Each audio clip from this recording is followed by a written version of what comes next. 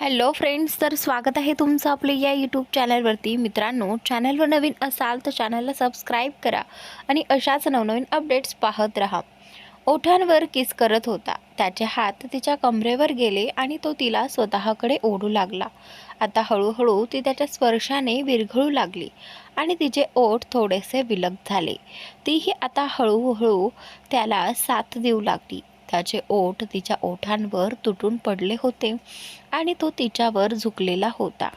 तिचे हात त्याच्या पाठीवर आणि छातीवर घट्ट पकडले गेले होते. पण आता तिला श्वास घ्यायला त्रास होऊ लागला, कारण विहानचा स्पर्श जरा हर्ष होऊ लागला. तिची धडपड वाढली तसा तो बाजूला झाला आणि तिच्या डोळ्यात पाहू लागला, पण तिचे डोळे बंदच होते.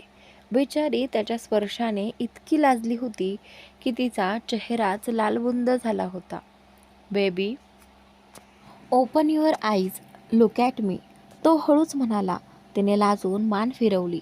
तिच्या त्या रिॲक्शनवर तो गालात हसला. बेबी, लुक ॲट मी, तो म्हणाला. तसं तिने हलक्याच मान फिरवून त्याच्याकडे पाहिलं. आय एम सॉरी, तो हळू आवाजात म्हणाला. तिने त्याच्याकडे पाहिलं. त्याने आपले हात तिच्या गालावर ठेवले आणि कपाळावर टेकवलं. विहान, प्रिशाच्या तोंडून पुसटसा आवाज आला, कारण विहान सध्या तिच्यावर आपल्या प्रेमाची बरसात करत होता आणि समोर ब्रेकफास्टची प्लेट तशीच पडलेली होती. तिचा आवाज आला तरीही तो काही बाजूला झाला नाही. उलट तो अधिकच जोरात तिच्या गळ्यावर ओठ फिरवत होता. तिने दीर्घ श्वास घेतला आणि त्याला हलकेच बाजूला केलं. आता विहाने तिच्याकडे पाहिलं तर त्यालाच बघत होती. What happen? विहाने वैतागून विचारलं. मला भूक लागलीये, प्रिशा म्हणाली. तसं विहाने तिच्याकडे भुवया उंचावून पाहिलं. व्हॉट डू यू मीन? तू अजूनही ब्रेकफास्ट नाही केलास? त्याने विचारलं. तिने फक्त नकारार्थी मान हलवली. ते पाहून त्याने डोळे बंद करून कपाळावर हात मारून घेतला. ओके, नाऊ कम, आधी ब्रेकफास्ट करून घे, विहान म्हणाला. तिने होकारार्थी मान हलवली आणि डेस्कवरून खाली उडी मारली. आता विहान आणि प्रिशा सोफ्यावर बसले आणि ब्रेकफास्ट करू लागले. Baby, after breakfast I am going to a meeting, Vihan म्हणाला. कोणासोबत आहे? प्रिशा खात विचारत होती. फ्रान्समधून 3 दिवसांपूर्वी मिस्टर सिंघानिया आले आहेत. त्यांच्यासोबत आहे एक नवीन प्रोजेक्टसाठी. जर त्यांचे टर्म्स आणि कंडिशन्स पटल्या आणि सगळं झालं तर या प्रोजेक्टवर काम करायला मला हरकत नाही, विहान म्हणाला. मी नाव ऐकलंय मिस्टर सिंघानिया आणि त्यांच्या बिझनेसबद्दल. खूप मोठा बिझनेस आहे त्यांचा आणि आत्ताच त्यांचा मुलगा अभिमन्यू त्यांचा बिझनेस सांभाळतोय, प्रिशा म्हणाली. Yes, you are right. He is a very intelligent guy. त्याने त्याचं पूर्ण शिक्षण इंग्लंडला केलंय. शिवाय दिसायलाही खूप हँडसम आहे. बिझनेस त्याच्या रक्तात आहे, विहान म्हणाला. विहान, मग इतका इंटेलिजंट असेल तर आपल्याला बिझनेस करण्यात काहीच अडचण नसावी, प्रिशा म्हणाली. यस, बट बिझनेस करण्याआधी किंवा कोणत्याही प्रोजेक्टवर काम करण्याआधी मी त्यांचे नियम, अटी, प्रोडक्शन आणि बाकी माहिती पाहतो. पुढे जाऊन काही प्रॉब्लेम नको, कारण माणूस कितीही इंटेलिजंट असला तरी विश्वास कोणावरही सहज दाखवता येत नाही, विहान म्हणाला. बरोबर आहे तुमचं. तुम्ही आधी सगळं चेक करा आणि मगच ही डील ॲक्सेप्ट करा, प्रिशा म्हणाली. विहान इतकंच म्हणाला. बरं, मी जाते आता. मला मार्केटिंग टीममध्ये जाऊन रिपोर्ट चेक करायचा आहे. खूप काम बाकी आहे, प्रिशा म्हणाली. ओके, संध्याकाळी भेटूयात, विहान म्हणाला. बाय, प्रिशा म्हणाली. टिफिन पॅक करून बॅगेत भरला आणि निघून गेली. ती गेल्यावर विहानही उठला. आपल्या खुर्चीवर बसून त्याने खिशातून फोन काढला आणि एक नंबर डायल केला. समोरून एकाच रिंगमध्ये फोन उचलला गेला. Yes boss. यस. राकेश म्हणाला. राकेश, मिस्टर सिंघानिया आणि अभिमन्यू यांची मला पूर्ण माहिती हवी आहे. संपूर्ण. विहान म्हणाला. ओके बॉस, डोंट वरी, मी आताच कामाला लागतो. 2 दिवसात सगळी माहिती मिळून जाईल. राकेश म्हणाला. ओके. विहान म्हणाला आणि फोन ठेवला. मग आपला लॅपटॉप उघडून कामात मग्न झाला. इकडे क्रिशा नुकतीच झोपून उठली होती. तिचं शाळेचं वेळ 12 वाजताचा असल्याने दिशाने तिला अजून उठवलं नव्हतं. क्रिशा उठून बेडवर बसली आणि इकडे तिकडे पाहू लागली. तिची नजर प्रिशाला शोधत होती. मम्मा, मम्मा, क्रिशा आवाज देऊ लागली आणि बेडवरून खाली उतरली. हळूहळू चालत ती दरवाजाजवळ आली. दरवाजा उघडून बाहेर पाहिलं तर कुणीही नव्हतं. मम्मा, मम्मा बोलत बोलत ती हळूहळू खाली उतरू लागली. ती अजून 3 वर्षांची होती, त्यामुळे तिला पटपट चालता येत नव्हतं. ती खाली आली आणि जिन्यावर पाय ठेवताच तो घसरला. ती पडणार इतक्यात मितेशने तिला उचलून घेतलं. पडणार या भीतीने क्रिशा घाबरली आणि जोरजोरात रडू लागली. ओ नाही नाही, रडायचं नाही. शहाणं माझं बाबू, क्रिशा रडत म्हणते. नाही ना, शांत हो. मितेशने तिला मिठीत घेतलं आणि गोंजारू लागला. तरीही क्रिशा काही शांत होत नव्हती. नुकतीच झोपून उठली होती. शिवाय तिला प्रिशा हवी होती आणि पायही घसरल्यामुळे ती अजूनच घाबरली होती. तिचं रडणं ऐकून दिशा लगेच धावत बाहेर आली.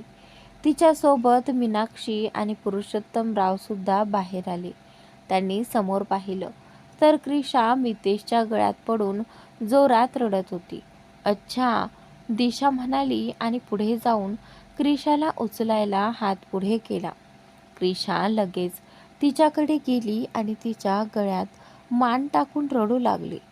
मितेश, अरे काय झालं, का रडते क्रिशा? दिशा विचारू लागली. अगं, ती नुकतीच झोपून उठली होती आणि वहिनीला आवाज देत खाली आली. मी स्टडी रूममध्ये होतो.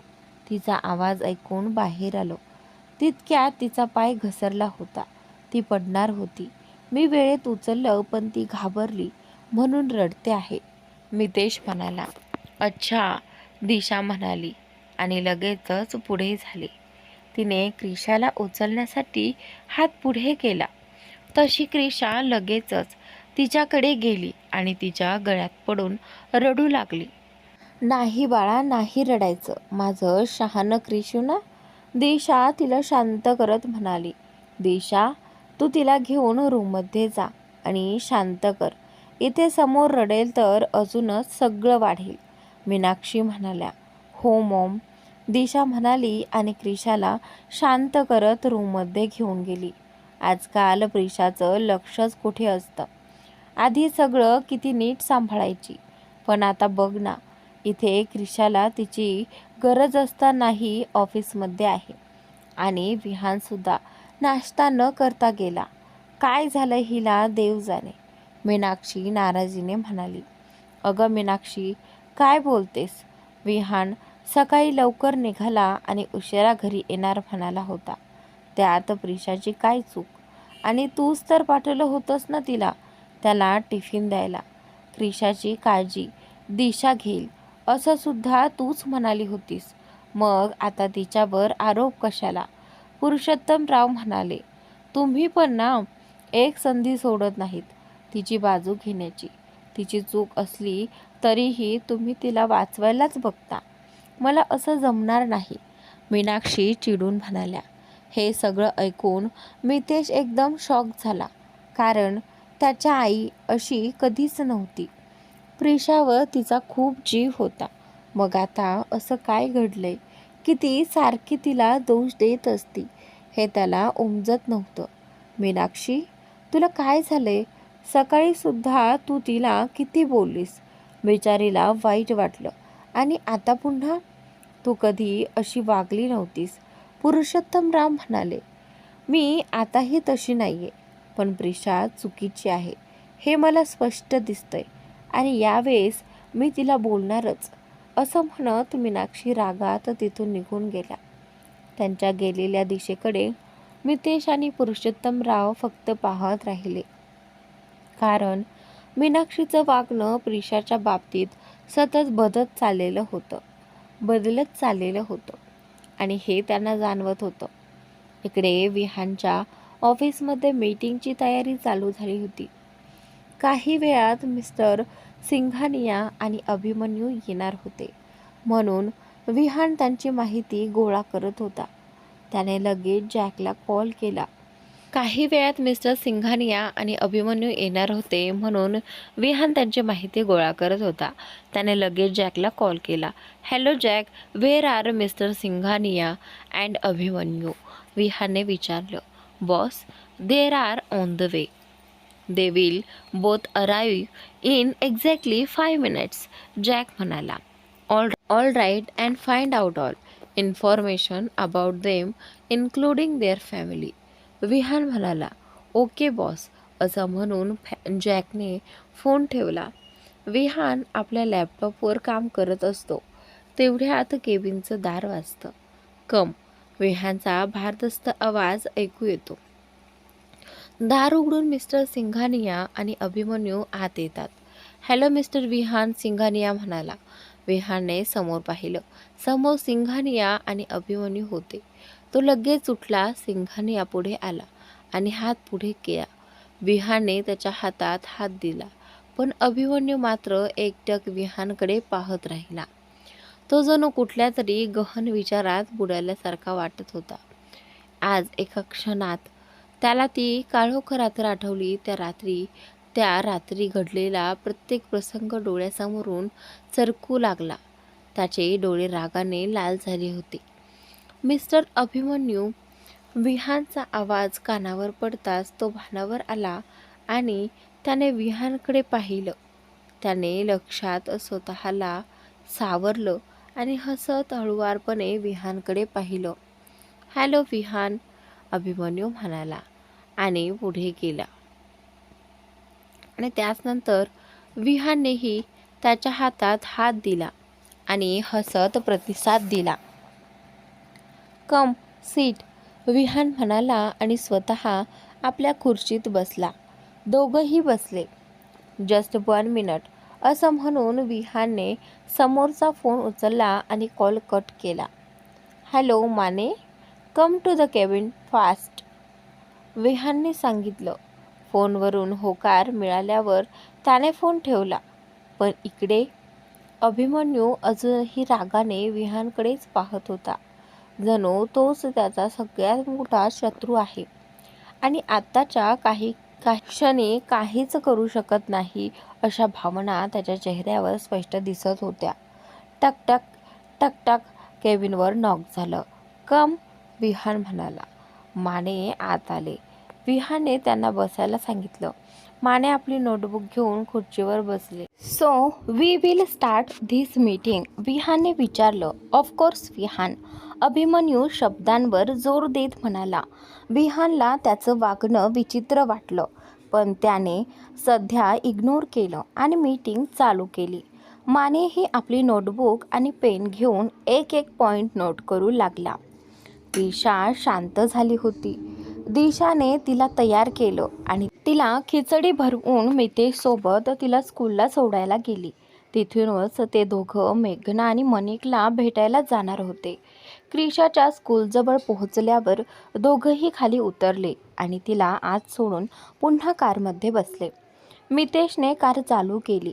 काही वेळ तो शांतच होता. दिशाही शांत होती, पण मनात एक गोष्ट सारखी टोचत होती. म्हणूनच तिने मितेशशी बोलायचं ठरवलं.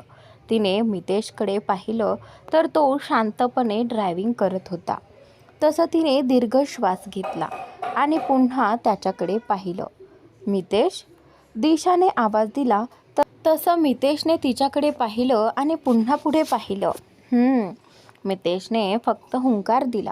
मितेश, तुझ्याशी काहीतरी बोलायचं आहे, पण तुला राग तर नाही येणार ना? दिशाने विचारलं. तसं मितेशने तिच्याकडे पाहिलं. काय बोलायचं आहे, बोला ना, मितेशने विचारलं. मितेश, मी खूप दिवस झाले मॉमचं वागणं बघते, जे प्रिशाच्या बाबतीत बदलत चाललंय, दिशा म्हणाली. म्हणजे, मितेशने विचारलं. मितेश, तूच बघ ना, काहीही झालं तरी मॉम प्रिशाला जबाबदार धरतात. आज सकाळची गोष्ट घे, जीजू स्वतः लवकर गेले, तिला सांगितलं नाही, पण मॉम भडकल्या प्रिशावर आणि तिला ऑफिसला पाठवलं. ती म्हणाली, क्रिशा अजून उठली नाहीये. तरीही त्या म्हणाल्या, दिशा बघेल, तू जा, म्हणून ती गेली. पप्पा, मघाशी क्रिशाचा पाय घसरला तेव्हा मॉमने पुन्हा तिची चूक काढली. याआधीही मॉम प्रिशावर खूप वेळा चिडल्या होत्या विनाकारण. असं का वागतायत त्या, दिशाने विचारलं. दिशा, ती माझी मॉम आहे आणि आत्तापर्यंत कधीच अशी वागली नाहीये. तू जे बोलतेस ते मीही नोटीस केलंय, पण मीही त्याच गोष्टीचा विचार करतोय. ती अशी का वागत आहे? वहिनीची चूक नसताना ती बोलते तिला. आणि सकाळी जे झालं त्याने वहिनी दुखावली गेली होती. तिच्या चेहऱ्यावर ते दुःख मी पाहिलंय, मितेश म्हणाला. म्हणजे तू पण नोटीस करतोयस हे? मग तू काही बोलत का नाहीस, दिशाने विचारलं. दिशा, असं नसतं. कोणतीही गोष्ट झाली तर लगेच विचारलं तर काही गोष्टीत वाद होऊ शकतात. आणि मॉम आणि बहिणीचं नातं तुला माहीत आहे, आधीपासूनच चांगलं आहे.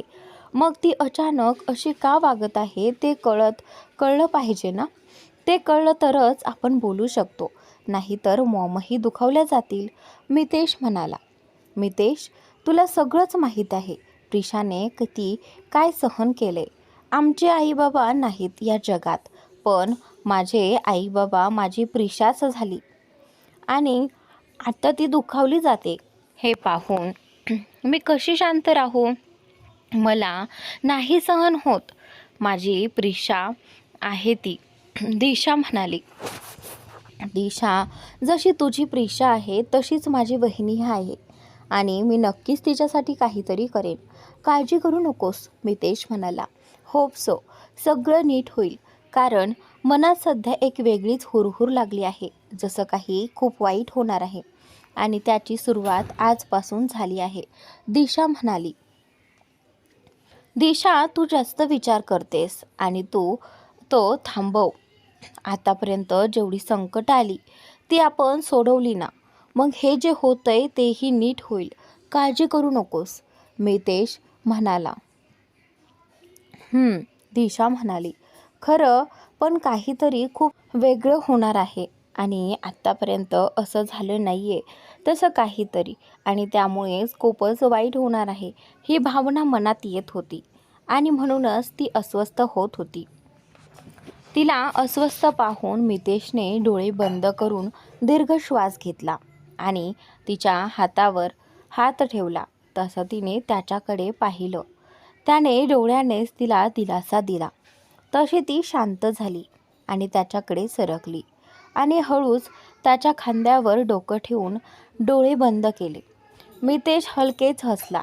सध्या घरात वातावरण जरी बरोबर नसलं तरीही ती सोबत आहे आणि अशीच राहील ही भावना मनाला थंडावा देणारी होती.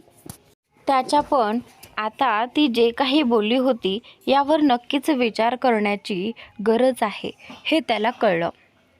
आता मेघना आणि मनिकला भेटून सगळं सांगून टाकायचं हे त्याने ठरवलं आणि यातून मार्गही काढायला हवा हे ठरवलं. मितेशची कार मनिकच्या बंगल्यात आली आणि त्याने कार पार्किंग एरियात पार्क केली आणि त्यानंतर मितेश आणि दिशा दोघंही खाली उतरले आणि दरवाजासमोर आले. बेल दाबली. काही वेळातच दरवाजा उघडला. समोरच मेघना होती.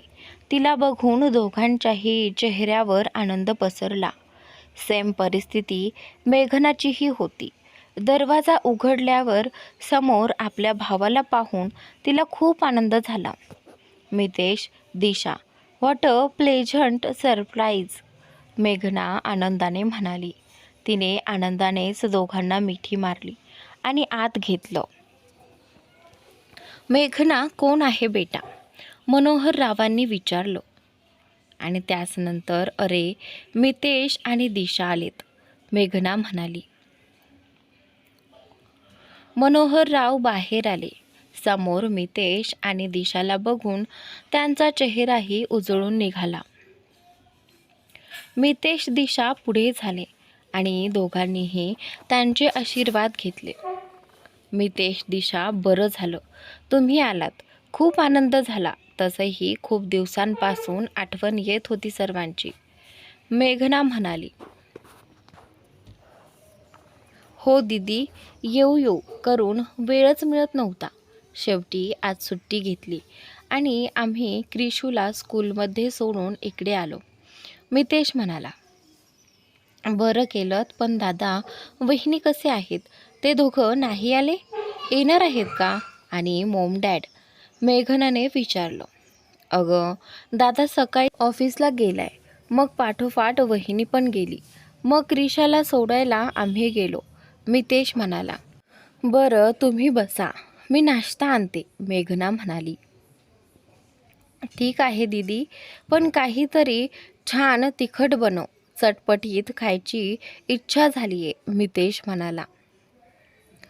तसं मेघना आणि मनोहरराव हसले. बरं तुम्ही बसा, मी जातो आत आराम करतो, मनोहरराव म्हणाले. ओके अंकल, मितेश दिशा म्हणाले. तसे मनोहरराव गेले. मेघना किचनमध्ये आली. पाठोपाठ मितेश दिशाही आले. मेघनाने नाश्ता बनवायला घेतला. दिशा तिला मदत करू लागली. मितेशने फ्रीज उघडून पाण्याची बाटली काढली आणि पाणी पिऊ लागला. काय बनवू? असं तिखट झणझणीत मेघनाने विचारलं. आणि त्यानंतर आलू पराठे बनवू आपण, दिशा म्हणाली. ठीक आहे, आलू पराठे बनवू, मेघना म्हणाली. त्या दोघीही आलू पराठे बनवू लागल्या आणि मितेश किचन कट्ट्यावर बसला. दीदी जीजू कधी येतील? मितेशने विचारलं. अरे तो ऑफिसला गेलाय, संध्याकाळी येईल, तो बोलतो. बरं, मितेश म्हणाला. आणि त्यानंतर काय रे, काही झाले का? घरी सगळं ठीक आहे ना? मेघनाने विचारलं. तसं मितेशने दिशाकडे पाहिलं. तीही त्याच्याचकडे पाहत होती. दोघंही डोळ्यांनी खुणावण करत होते, जे मेघनाने लगेच लक्षात घेतलं.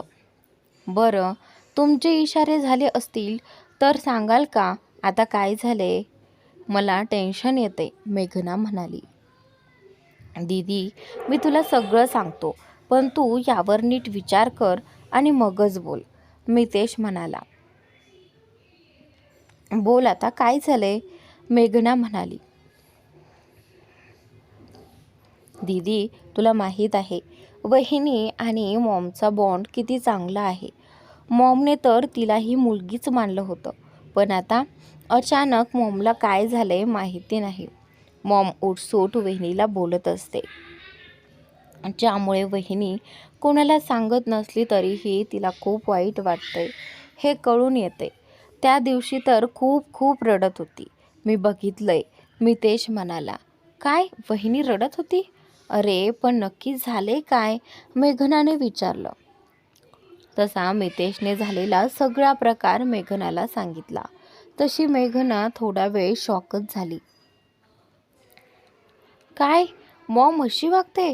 खरं तर विश्वास बसत नाहीये की मॉम अशी वागते, मेघना म्हणाली.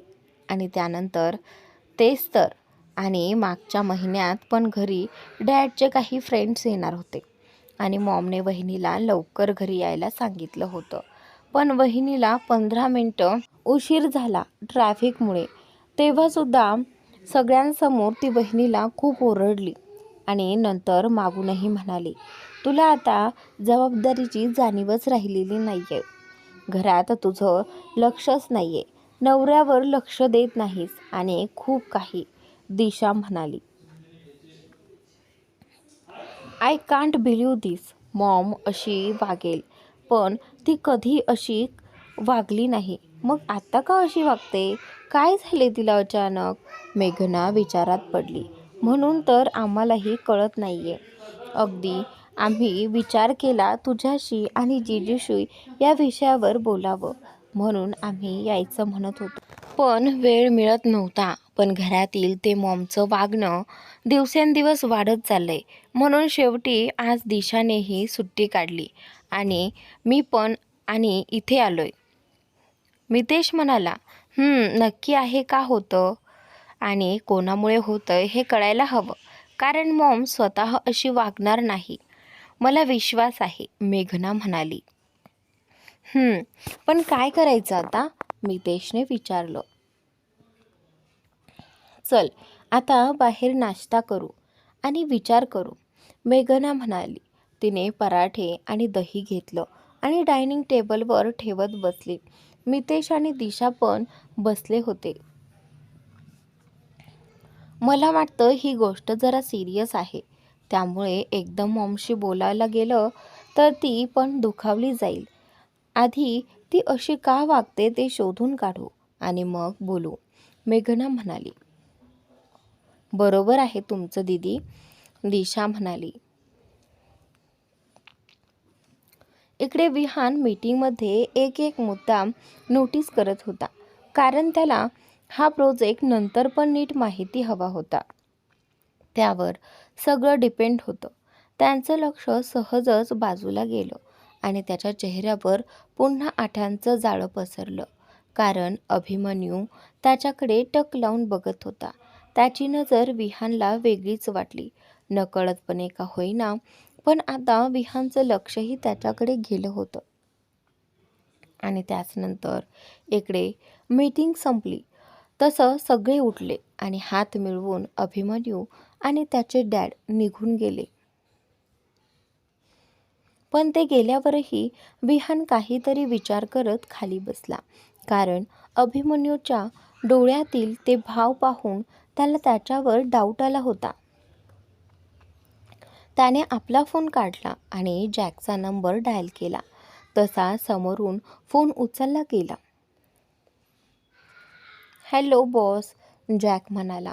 जॅक, काही माहिती मिळाली? त्यांच्याबद्दल विहानने विचारलं.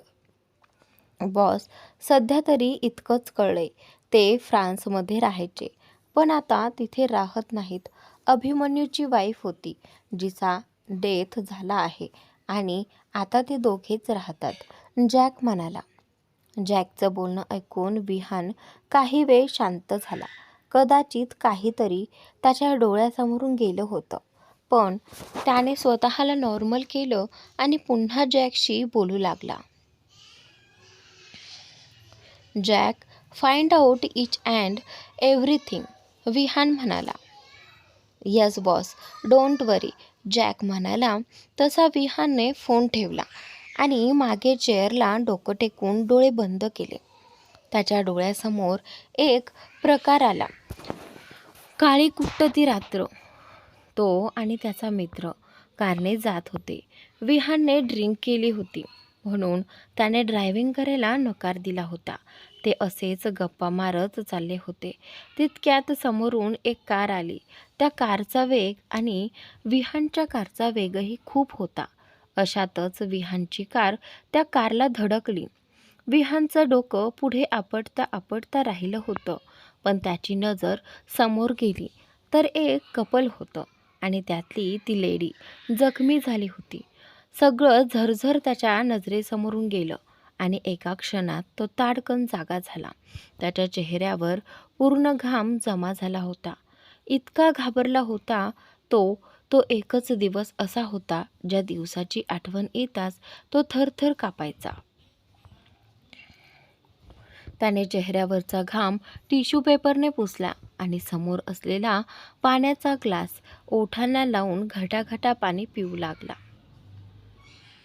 आणि त्याचनंतर पाणी पिऊन त्याने ग्लास खाली ठेवला आणि पुन्हा स्वतःला शांत करून आपल्या कामावर फोकस करू लागला. त्याने समोर असलेला फोन उचलला आणि कानाला लावला. समोर रिंग जात होती. हॅलो बॉस, जॅक म्हणाला. Jack, what happen? With Abhimanyu and her dad? विहानने विचारलं. बॉस, अजून काही समजलं नाही. मी जितकं शोधतोय मला त्याची पर्सनल इन्फो मिळत नाही आहे. ती जाणून बुजून लपवली गेली आहे. फक्त इतकं कळलं आहे की त्याची बायको कार ॲक्सिडेंटमध्ये गेली आहे आणि तिच्या नावावर खूप सारे त्याने ओपन केलेल्या संस्था आहेत. वृद्धाश्रम, अनाथ आश्रम, ब्लड रिलीफ संस्था, हॉस्पिटल सगळं तिच्या नावाने आहे. पण तिची इन्फॉर्मेशन लपून ठेवली आहे. जॅक म्हणाला. Okay, find out. मला काहीही करून ती इन्फॉर्मेशन हवी आहे. विहान म्हणाला. यस बॉस, जॅक म्हणाला आणि फोन ठेवला. जॅकने लगेचच एक नंबर डायल केला. समोरून रिंग जात होती आणि काहीच वेळात फोन उचलला. हॅलो हॅलो, बोल रे राकेश. फोन उचलायला इतका वेळ का रे? जॅकने विचारलं. अरे कामात होतो. ते बॉसने दिलेल्या. राकेश, बरं काय समजलं का? कोण आहे तो अभिमन्यू वगैरे? बॉसला त्याच्याबद्दल डाऊट येतोय, म्हणून बॉसला त्याच्याबद्दलची सगळी माहिती लवकरात लवकर हवी आहे. उशीर व्हायला नको, जॅक म्हणाला. शोधतोय. जेवढी सांगितली तितकीच माहिती मिळते. बहुतेक मला काही दिवस फ्रान्सला जावं लागणार आहे, राकेश म्हणाला. ठीक आहे, मग जा आणि मला कळव लवकर काय ते. मी इथे त्यांच्यावर नजर ठेवून आहे, जॅक म्हणाला. ठीक आहे, मी आजच निघतो.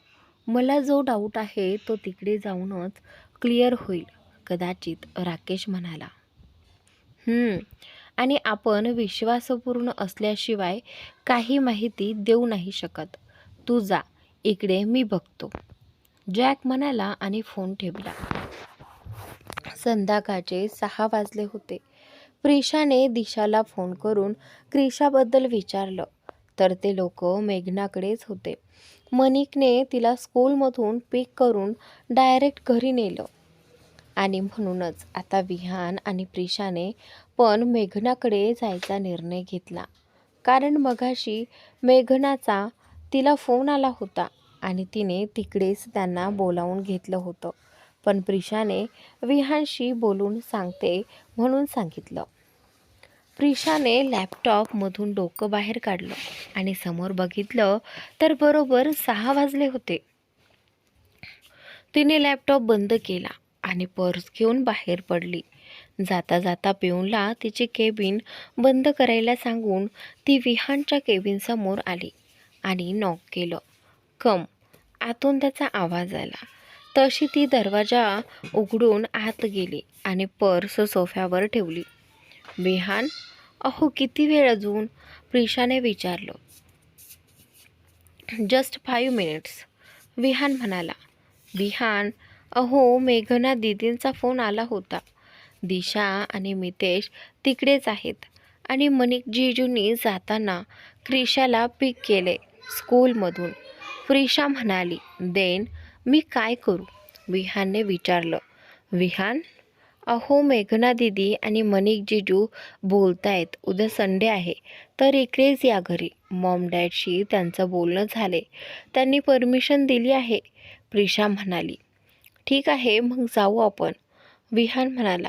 लॅपटॉप बंद करत म्हणाला. हो जाऊया, पण मी एकदा घरी मॉमशी बोलून घेते, प्रिशा म्हणाली. ओके, विहान इतकंच म्हणाला आणि आपल्या खुर्चीवरून उठला आणि तिच्या बाजूला जाऊन सोफ्यावर बसला. प्रिशाने घरी फोन केला तर मीनाक्षीनेच फोन उचलला. तसं तिला बरं वाटलं. हॅलो, बोल ग मॉम. मॉमने मेघना दीदींचा फोन आला होता. तिकडे बोलवलं आहे त्यांनी क्रिशासुद्धा तिकडेच आहे, प्रिशा म्हणाली.